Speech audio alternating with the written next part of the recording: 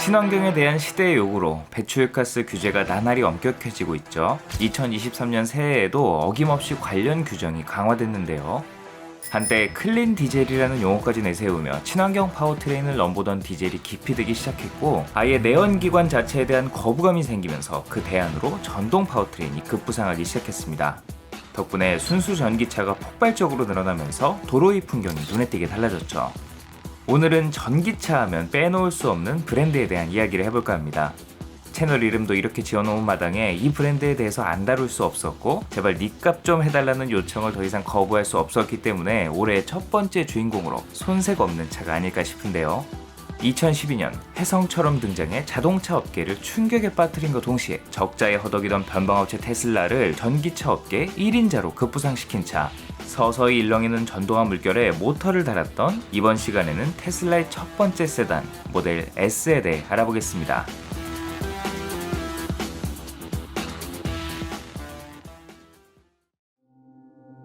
먼저 이 테슬라라는 브랜드에 대해 짧게 알아볼 필요가 있는데요. 2003년 캘리포니아 실리콘밸리에 둥지를 튼 테슬라는 지금처럼 주목받는 거대 기업이 아니었습니다.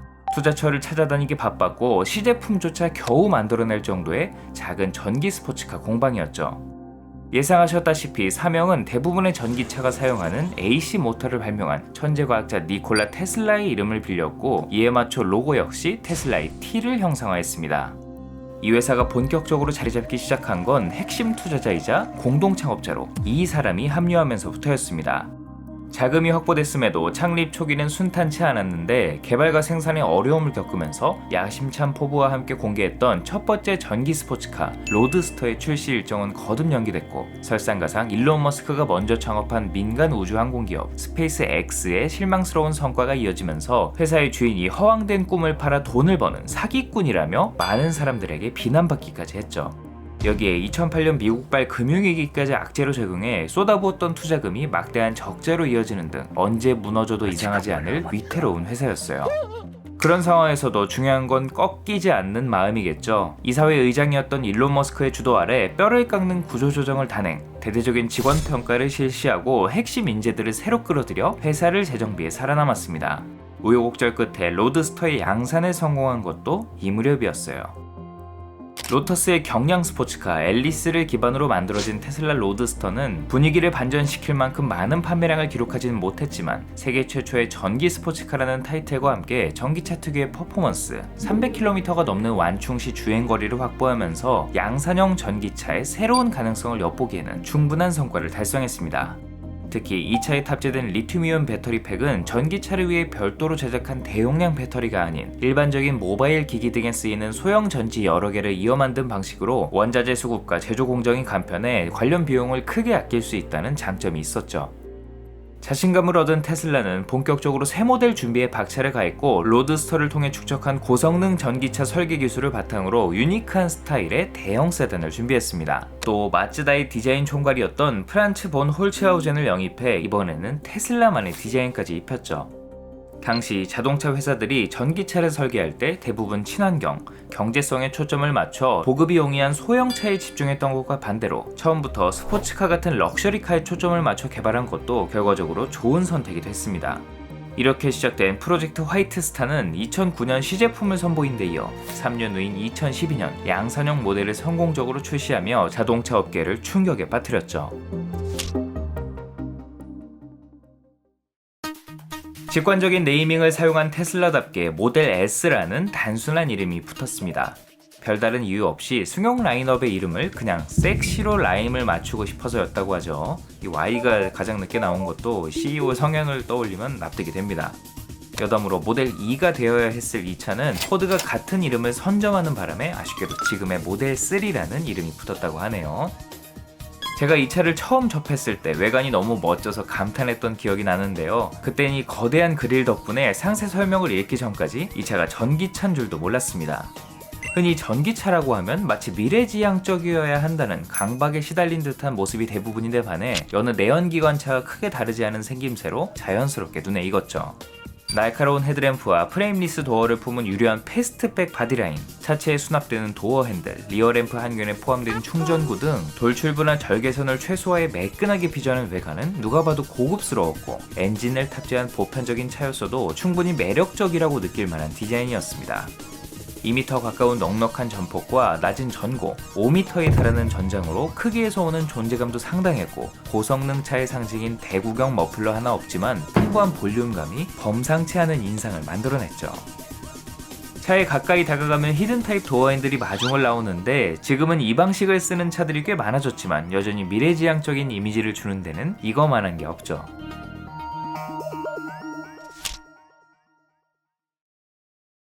유려한 외관에 이끌려 들어간 실내는 충격 그 자체였습니다. 일반적인 시동 버튼조차, 전원 버튼이라고 해야 맞나요? 아무튼 그런 버튼조차 없이 차에 탄 뒤 브레이크만 밟으면 작동 준비를 완료하는 것만 봐도 보통의 차와는 달라도 너무 달랐어요. 센터 페시아를 가득 메운 거대한 터치스크린이 차량의 거의 모든 기능을 제어하고 버튼을 극단적으로 없앤 이 전위적인 디자인은 마치 최신 스마트폰을 보는 듯 깔끔했지만 동시에 억지로 우겨 넣은 듯 약간의 어색함도 함께 느껴졌습니다. 가격에 걸맞는 고품질의 소재로 마감해 손에 닿는 곳곳의 질감이 좋긴 했습니다만, 나름 럭셔리카인데 심플하다 못해 공허하게 느껴지는 인테리어 디자인은 소재의 좋은 인상을 반감시켰죠. 대개 떨어지는 내장 소재를 좋은 디자인으로 커버하는 경우가 많은데 모델 S는 그 반대의 경우였어요. 17인치에 달하는 터치스크린은 애플의 iOS를 닮은 메뉴 구성으로 스마트폰 사용에 익숙하다면 처음 조작하더라도 쉽게 모든 기능을 이용할 수 있게 했습니다. 공조장치나 음악 등 자주 사용하는 기능은 하단에 배치해 직관성을 높였고, 화면이 시원스러워 내비게이션이나 후방 카메라를 이용할 때 상당히 편리했죠. 또 의외로 만족스러운 노브랜드 오디오, 차량에 통신 칩이 내장되어 테슬라에서 제공하는 다양한 정보나 실시간 음악 스트리밍 서비스, 느려터진 웹서핑 기능을 제공하는 등 생김새에 걸맞는 편의 기능도 마련했습니다. 다만 우려했듯 종종 딜레이가 생기거나 터치 시 반응이 없어 조작감이 불확실하다는 점은 단점이었는데, 지금도 기존의 물리 버튼을 터치 스크린에 통합하는 것에 많은 소비자들이 회의적인 시선을 보내고 있고, 저 역시 그런 편입니다만 아싸리 화면을 키워버리니까 큰 불편 없이 직관적인 사용이 가능하더라고요. 기어레버는 컬럼식으로 지분 투자로 연을 맺은 벤츠 부품을 사용했고, 편리한 조작감도 그대로였습니다. 이왕 쓰는 김에 와이퍼 레버와 크루즈 컨트롤 조작 레버까지 함께 가져왔죠. 뒷좌석도 남달랐습니다. 정직하게 3인분으로 나눈 2열은 앞좌석과 마찬가지로 좋은 가죽을 둘렀고, 사이좋게 헤드레스트도 고정식으로 운전자의 후방 시야는 악영향을 미쳤지만 고화질 후방 카메라를 주행 중에도 사용할 수 있게 보완했습니다. 무엇보다 차체 하단을 관통하는 프로펠러 샤프트나 배기라인을 설치할 필요가 없기 때문에 바닥이 평평한 것이 특징이었는데요. 덕분에 사실상 2인승에 가까운 대부분의 세단들과 달리 모든 승객이 편안하게 탑승할 수 있었죠. 친절하게도 3개 좌석 모두 열선이 들어오는데 조작을 오로지 터치스크린으로 해야 되기 때문에 매번 앞좌석에 도움을 요청해야 했습니다. 센터 암레스트와 앞좌석과 마찬가지로 도어 트림 하단에 수납 공간이 없는 것도 아쉬운 부분이었어요. 파노라마 선루프는 개방감이 뛰어났지만 이후 등장한 모델들처럼 별도의 차광막이 없어 더운 여름철에 열기가 유입되는 단점이 있었죠. 후면 유리까지 넓게 열리는 트렁크 공간도 넉넉했습니다. 배기라인이나 연료 탱크가 필요 없으므로 트렁크 하단까지 여유 공간을 확보했고, 뒷좌석 폴딩 기능까지 넣어 비슷한 체급의 세단 중 가장 뛰어난 적재 능력을 제공했어요. 여기에 미드쉽 스포츠카에서나 볼 법한 보닛 아래 트렁크, 일명 프렁크 공간 또한 꽤나 실용적이었습니다. 여타 전기차들이 지금도 각종 장치를 몰아넣느라 엔진 없이도 꽉 찬 보닛을 선보이는 것과 대조적이죠. 아예 안 열리게 설계한 차들도 있던데, 일부 국가에는 7인승 3열 시트가 옵션으로 제공되는데 아무리 패스트백이라고 해도 세단인데 어떻게 3열이 있나 싶지만, 어린이들만 타는 걸 권장한다고 하네요. 파워트레인은 한 개의 고성능 모터가 뒷바퀴를 굴리는 후륜구동 모델을 기본으로 앞뒤 2개의 소형 모터가 4바퀴를 모두 굴리는 AWD, 여기에 다양한 용량의 배터리를 조합해 주행 목적과 운행 환경에 따라 선택할 수 있게 했고, 나중에는 고성능 후륜 모터에 전륜 모터까지 더한 퍼포먼스 모델을 추가해 웬만한 슈퍼카 못지않은 성능을 제공했습니다. 말이 이래서 그렇지 고성능 모델뿐만 아니라 하위 트림 모델들도 일반적인 내연기관 차량들과 비교하면 상당한 수준의 성능이었어요. 2톤에 육박하는 공차 중량과 에어 서스펜션이 고급차다운 승차감을 만들어냈고, 차체 하단에 낮게 깔린 육중한 배터리팩이 무게중심을 낮춰주면서 몸무게에 걸맞지 않는 날렵한 주행 감각까지 선사했습니다. 제동 시 버려지는 운동 에너지를 활용해 배터리를 충전하는 회생 제동 장치의 개입을 제외하면 내연기관 차를 모는 듯한 자연스러운 주행감으로 여러 자동차 전문 매체들로부터 호평받았죠. 보통의 전기차나 하이브리드 차의 고질적인 단점으로 지적되는 모터의 고주파음도 모델 S는 급가속시를 제외하고 거의 느껴지지 않았는데, 고급차답게 풍절음과 바닥소음 역시 다른 전기차에 비해 적어 음악과 함께하면 주행이 상당히 쾌적했습니다. 또 대용량 배터리를 탑재해 실사용 400km를 훌쩍 넘는 10년이 더 지난 지금 기준으로도 넉넉한 완충시 주행 가능 거리를 확보하면서 순수 전기차의 최대 걸림돌인 충전에 대한 우려 역시 어느 정도 해소했죠. 에어컨이나 히터가 두렵지 않은 전기차는 한동안 이 차 말곤 전무했어요. 2014년부터는 오늘날의 테슬라를 잇게 한 핵심 기술, 첨단 주행 보조 시스템 오토파일럿이 추가됐습니다. 고성능 카메라, 전방 감지 레이더, 전방위 초음파 센서를 조합해 주변 사물과 차선을 인식하고 차가 직접 가감속과 조향까지 제공하는 양산차에 탑재된 것으로는 가장 발전된 형태의 에이다스였죠. 처음 선보일 당시부터 웬만한 일상 주행에서 운전자가 손만 얹고 있어도 힘들이지 않고 주행이 가능할 정도의 뛰어난 완성도로 많은 사람들을 놀라게 했는데, 이에 그치지 않고 전세계 도로 위를 달리고 있는 수많은 테슬라 차량으로부터 방대한 필드 데이터를 수집해 놀라운 속도로 완성도를 높여나갔습니다. 사실 자율주행은 전기차만의 전유물이 아니지만 이 테슬라 덕분에 전기차 하면 자율주행차를 곧바로 연상시키는 분들이 상당히 많아졌어요. 지금은 무인 차량 주차 및 호출 기능, 셀프 드라이빙 등 완전 자율주행에 가까운 기술들이 준비되어 있지만, 우리나라를 비롯해 완전 자율주행이 법적으로 금지되어 있는 국가에서는 특정 기능을 제한한 높은 수준의 반자율주행만을 제공하고 있습니다. 그것만으로도 국내의 수많은 브랜드 중 가장 만족스러운 성능이었죠. 물론 완전 자율주행의 필수 요소로 여겨지는 라이다 센서가 탑재되지 않아 정밀도를 높이는 데 한계가 있다는 지적과, 이를 증명하듯 허공에 있는 장애물을 인식하지 못해 그대로 들이받거나 잘 가다 급제동해 사고를 유발하는가 하면 오토파일럿을 작동한 채 잠을 자다 추돌 사고가 발생하는 등 센서의 오류나 반자율 시스템을 맹신하면서 발생한 몇몇 사고들이 있긴 했지만, 오히려 오토파일럿 시스템이 사고를 방지해 목숨을 건지는 일이 훨씬 많은 것을 보면 실생활에서 쓰이는 자율주행으로서는 가장 최고 수준이라는 건 확실하죠. 컴퓨터는 거짓말을 못한다라는 말처럼 사람이 일으키는 실수보다 컴퓨터와 센서가 오작동을 일으킬 확률이 훨씬 적은 것도 사실이니까요. 웬만한 초보 운전자들보다는 훨씬 잘할 거예요. 무엇보다 이런 주요 기능을 실시간 무선 업데이트로 제공하면서 모든 차량을 업그레이드한다는 게 단연 압권이었죠. 매번 번거롭게 서비스 센터를 방문하거나 업그레이드된 새 차를 그림의 떡처럼 바라보고 있는 것이 아닌, 스스로 최신화해 출근길에 없던 기능이 퇴근길에 생기는 그런 차였습니다. 물론 내외간의 변화는 거의 없었지만, 속으로는 자율주행 시스템을 위한 하드웨어들과 최신 사양의 컴퓨터가 새롭게 탑재되면서 연식에 따라 지원되지 않는 차량들도 있었지만, 그런 건 차치하더라도 혁신적인 부분임에는 틀림없죠. 또 옵션 판매 방식도 특이했습니다. 오토파일럿을 선보이면서 완전 자율주행, 풀 셀프 드라이빙 기능을 옵션으로 제공했는데, 완성된 부분까지만 저렴한 가격에 공급하고 이후 지속적인 업데이트를 통해 기능을 보완하겠다는 전략으로 발전을 거듭할수록 신차로 구매 시 옵션 가격은 비싸졌지만, 먼저 구매한 오너들은 OTA를 통해 최신 모델에 준하는 혜택을 받을 수 있었습니다. 2021년까지만 해도 900만원이었던 FSD 옵션 가격은 현재 15,000달러, 우리 돈 1,900만원에 육박할 정도로 비싸졌네요.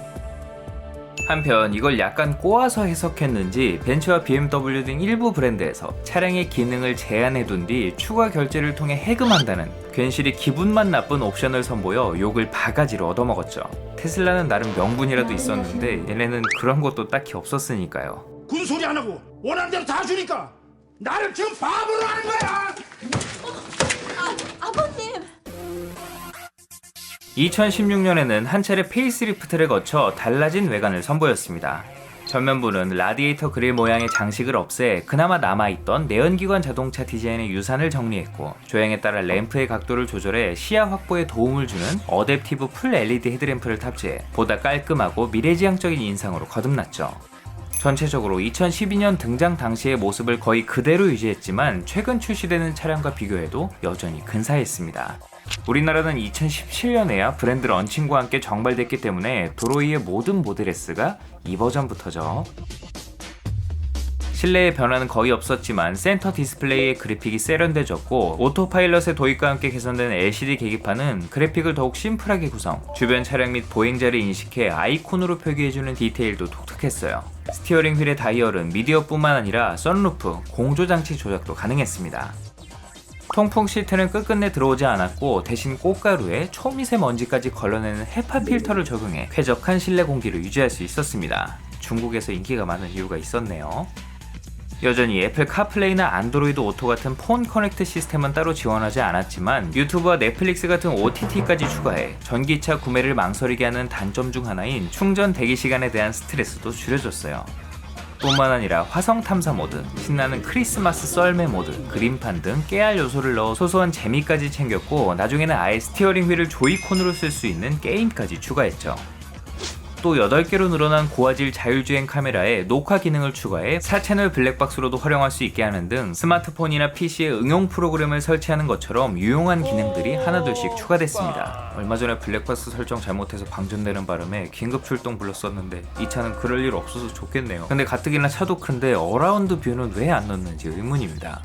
대신 주차 센서가 기가 막히게 좋아서 별 불만이 없긴 하지만 스마트폰 전용 앱을 통해 배터리 잔량 확인, 문 열림은 물론 실내 온도나 내비게이션 목적지를 미리 설정할 수도 있게 한 점도 좋았는데 지금은 대부분의 국산차에도 탑재된 기능이지만 전기차를 공회전을 할 필요가 없으니 지하 주차장이나 캠핑장에서 남들에게 피해를 주지 않는다는 점이 가장 좋은 부분이었어요.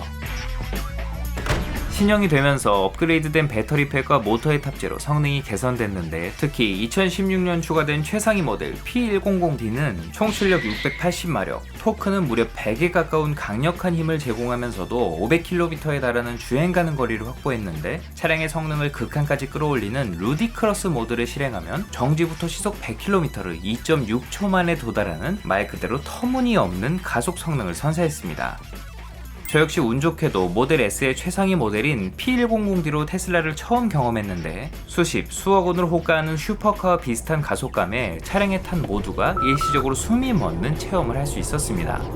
단 구동계와 배터리를 과부하시켜 내구도에 악영향을 줄 수 있으므로 가급적 자주 사용하지 말라는 경고문이 뜨더라고요. 실제로 탔네도 좀 이런 마이크로 카피도 참 재치있죠. 다만 비슷한 시기에 운 좋게 12기통 슈퍼카를 타볼 일이 있었는데 좀 더 빠르다고 느낀 건 슈퍼카 쪽이었습니다. 스펙은 분명 테슬라가 우월했지만 내연기관이 뿜어대는 진동과 떨림, 소음 등 여러 요소가 빠지다 보니 감동은 크지 않더라고요. 역시 차쟁이는 어쩔 수 없나봐요. 이후에는 배터리 용량을 의미하는 숫자와 알파벳으로 조합했던 트림명을 기본 모델인 스탠다드 레인지, 보다 높은 주행거리를 제공하는 롱 레인지와 성능에 초점을 맞춘 퍼포먼스로 단순하게 정리했습니다. 2022년 또 한 번의 페이스리프트를 거쳤는데 디자인에 대한 불만이 워낙에 없어서인지 이번에도 범퍼와 램프, 휠 디자인 등 소소한 디테일을 변경해 세련미를 주고자 한 것 외에는 달라진 부분이 없었습니다. 출시 10년이 지난 차치곤 스타일이 여전히 현역인 것은 인정하는 바이지만 보통의 자동차라면 좋게 2번은 갈아엎었을 시간인데 얘네는 뭔가 싶죠. 늘 최신 소프트웨어를 탑재하고 있으니까 세대를 구분하는 게 딱히 의미가 없긴 하지만요. 다행히 실내만큼은 확실히 달라졌습니다. 모델 S의 트레이드마크였던 세로형 대화면 디스플레이를 미디어를 감상하기 적합한 가로 형태의 디스플레이로 변경하면서 더욱이 자동차 실내라기보다는 깔끔한 라운지 느낌으로 변모한 것이 특징이었습니다. 모델 3에서 호평받은 무선 충전 패드와 카드키를 비롯한 디지털 키, 다양한 멀티미디어 기능이 새롭게 추가됐고 무려 22개 스피커의 고성능 오디오, OTT와 미니게임에서 더 나아가 아예 콘솔 게임까지 즐길 수 있게 한다고 하네요. 기존의 디커 스티어링을 넘어 아예 상단부를 날려버린 요크 스티어링이 시선을 사로잡았는데요. 공상과학 영화에서나 볼 법한 이 독특한 스티어링 휠은 상단에 구조물이 없다 보니 계기판 시인성이 훨씬 뛰어나다는 장점이 있습니다. 물론 당연하게도 보편적인 림 형태의 스티어링 휠보다 조작이 불편하다는 지적을 피하지는 못했습니다. F1 경주차처럼 조타각이 극단적으로 짧게 설정되어 조타량 자체가 적은 운행 환경이라면 괜찮겠지만 일상 속 도로는 그렇지 않죠. 몇몇 자동차 매체에서는 유턴 등 빠르게 회전해야 되는 상황이나 위험 상황에서의 회피 기동을 할 때 자칫 스티어링을 놓칠 수도 있다는 우려를 표하기도 했습니다. 원하지 않는다면 기존의 디커 스티어링 휠을 선택할 수 있습니다만 모양이 워낙에 특이하다 보니 꼭 한번은 운전해보고 싶기도 하네요. 또 이걸로는 부족했는지 스티어링 칼럼 양쪽에 있던 방향지시등 및 전자식 변속 레버까지 없애버렸죠. 방향지시등은 스티어링 휠 내부의 버튼으로, 벤츠와 공유했던 변속 레버는 아예 스크린 안에 넣어버렸습니다. 시장에서 자율주행 기술을 선도하고 있는 테슬라인 만큼 운전자의 역할을 차가 대신 소화하겠다는 의지로 보이긴 합니다만, 버튼식 기어 레버도 조작 편의성 문제로 퇴출되는 판에 터치스크린이라니 꽤나 불편해 보이는 건 어쩔 수 없네요. 어딘가 썰렁했던 뒷좌석은 별도의 터치스크린을 추가해 공조장치를 조작할 수 있게 했고, 미디어 기능까지 넣어 한결 고급스럽게 마무리했습니다. 더 이상 앞좌석에 부탁할 필요는 없어져서 좋긴 한데 유튜브 보기에는 너무 밑에 있는 거 아닌가? 소프트웨어 외에도 파워트레인도 꾸준한 업데이트를 거쳤습니다.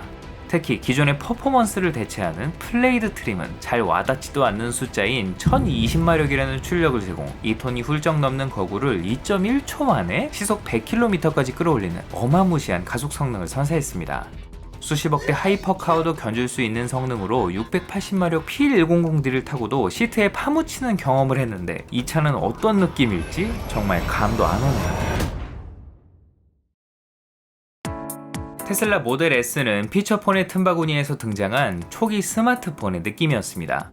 그동안 자동차라는 틀에 가로막혀 생각조차 못했던 다양한 시도는 내연기관 자동차를 바라보던 관점으로만 평가하기에는 미안할 정도였어요.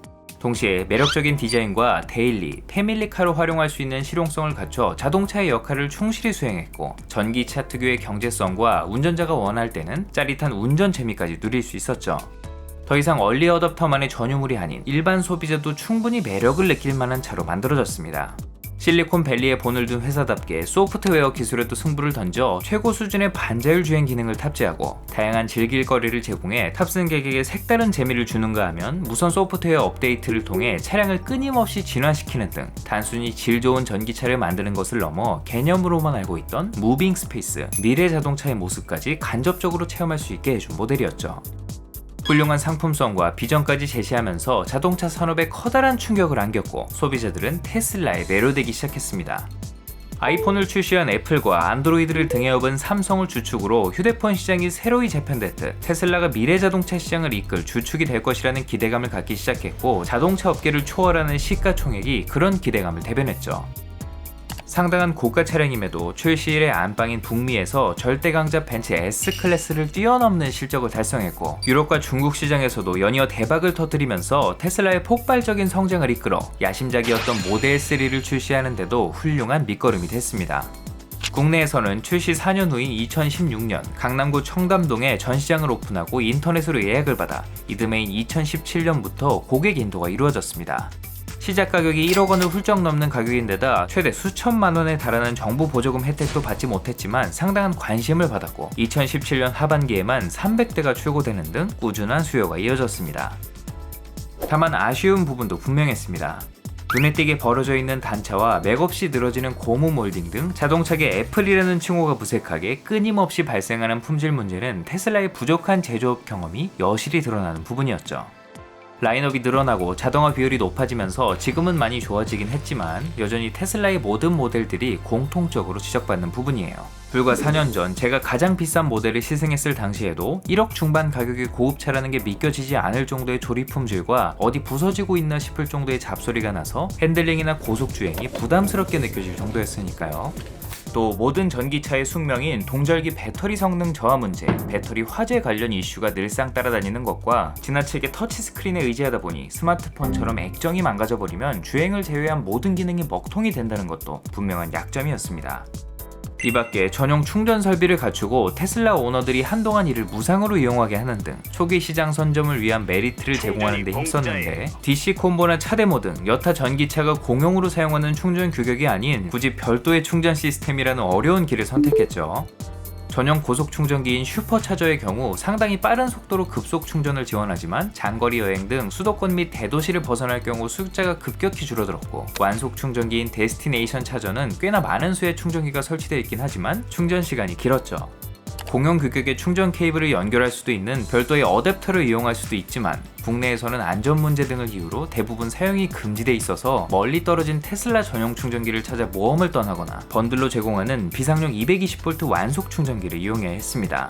고속도로 휴게소에서도 현대차의 전기차 전용 충전 스테이션인 e핏은 아예 이용이 불가능하고 그나마 있는 공용 충전기로도 충전이 어려운 경우가 있기 때문에 배터리가 간당간당하면 고속도로 밖으로 나가야 한다는 단점이 있습니다. 물론 최대한 편의를 생각해서 되도록 IC 인근에 슈퍼차저를 마련해 놓긴 했지만 일단 톨게이트 찍고 밖으로 나간다는 것 자체가 큰 불편이죠. 비교적 저렴한 가격에 충전할 수 있는 점, 충전기를 오로지 테슬라만 쓰기 때문에 자리 다툼으로 인한 스트레스가 훨씬 적은 등의 장점도 있으니 일장일단이 확실하다고 할 수 있겠네요. 이런 거 보면 자동차계 애플이 맞는 것 같기도 합니다. 지금까지 테슬라의 주력 모델이자 비주류였던 전기차를 단숨에 주류로 끌어올린 모델 S에 대해 알아봤습니다. 그 사이 멋들어진 전기차들이 하나둘 시장에 등장하면서 존재감이 줄어들긴 했지만 여전히 빛나는 스타일과 강력한 소프트웨어 기술력으로 무장해 도로 위를 누비고 있죠. 전기차로의 전환은 이미 예견되었던 일이라고 해도 이 모델의 등장이 급격한 발전을 이끌었다는 건 아무도 부정할 수 없을 거예요. 다만 최근 테슬라의 분위기가 예전 같지만은 않은데요. 이런 와중에 국가도 강력한 경쟁사도 아닌 CEO인 일론 머스크가 테슬라를 스스로 위협하고 있는 게 코미디입니다.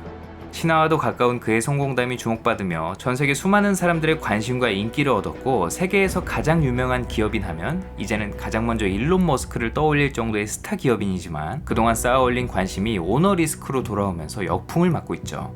누가 스티브 잡스의 뒤를 잇는 혁신가 아니랄까봐 끊임없는 스캔들과 인성 논란, 최근에는 도저히 이해할 수 없는 감정적인 행보를 보이면서 그의 이미지와 함께 기업 가치까지 동반으로 떨어지고 있는데 이 똘끼는 충분히 알겠으니까 올해부터는 진지한 혁신가로서의 모습을 좀 보여줬으면 좋겠네요.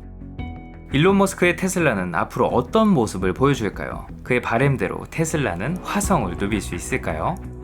다음에도 더욱 흥미로운 이야기로 찾아오겠습니다. 사소하지만 궁금한 자동차 이야기 멜론 머스크였습니다.